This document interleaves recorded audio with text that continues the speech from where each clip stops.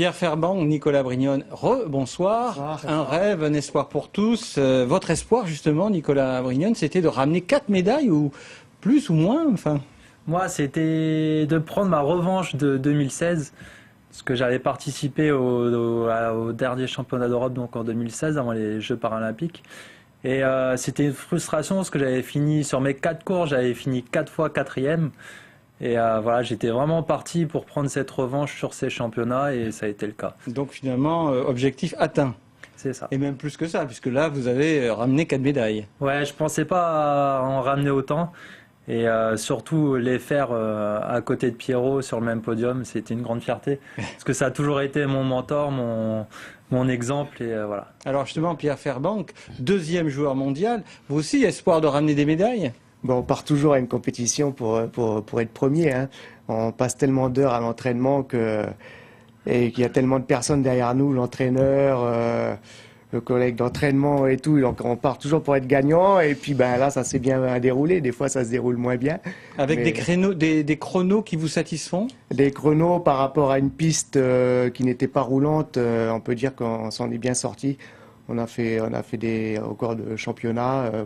Pour ma part, un record d'Europe pour Thierry. Donc voilà, chacun a pu s'exprimer vraiment et puis vraiment se faire plaisir. Et quand vous entendez Nicolas dire, voilà, il est mon mentor, il y a une forme de transmission comme ça entre l'ancien et le plus jeune, puisqu'il y a quand même une différence de génération? Ben, c'est le but, hein. Enfin, je sais pas, moi, quand j'ai commencé, il y avait quelqu'un de plus fort que moi, de plus âgé, et c'est vrai que c'était mon ambition de le battre un jour. Donc je pense que Nicolas, c'est exactement la même chose. Donc vous voulez faire plus fort que le maître alors?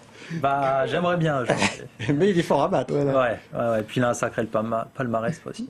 Alors justement, on voit que pour la première fois, tous les Calédoniens rentrent avec des médailles.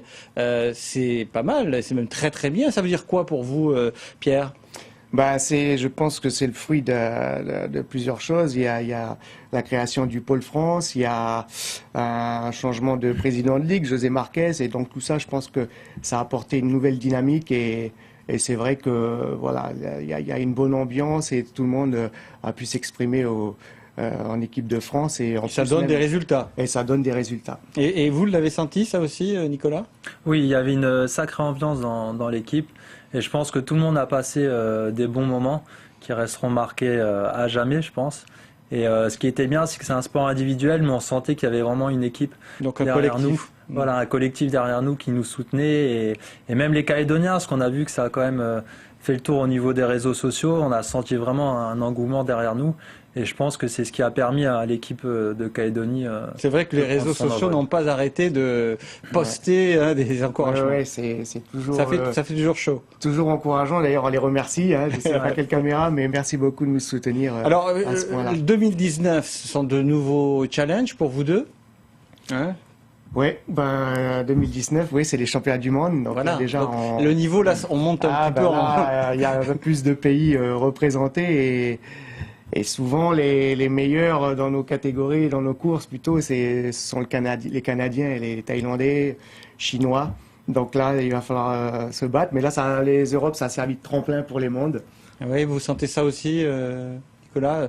On change de niveau et vous allez vous préparer un peu plus? Oui, c'est sûr, comparé aux autres pays qui n'ont pas forcément des championnats d'Europe, ça leur fait une année off que nous, on reste vraiment dans la compétition. Ça nous permet de gagner en expérience, qu'il y a le stress, il y a plein de choses à prendre en compte dans les compétitions. Donc oui, on monte en puissance doucement. L'année prochaine, j'espère qu'on va encore graver un petit échelon avec Pierrot pour être au top de la forme en 2020. Dernière chose, un message pour les jeunes qui vous regardent ce soir, Nicolas et après Pierre, et on conclut après. Moi, si j'aurais un message à passer, c'est peu importe ce qui peut vous arriver dans la vie, si vous arrive un malheur, il faut trouver le courage de se relever et d'avancer. Et si on le fait, l'avenir pourra peut-être vous sourire. Et vous, Pierre? Moi, ça serait un message qu'il faut être persévérant. Voilà, il ne faut pas se décourager. Il ne faut pas trébucher. Même si on trébuche, il faut continuer et persévérer. Le travail paye toujours. Merci beaucoup à vous deux. Merci de nous avoir invités. Merci.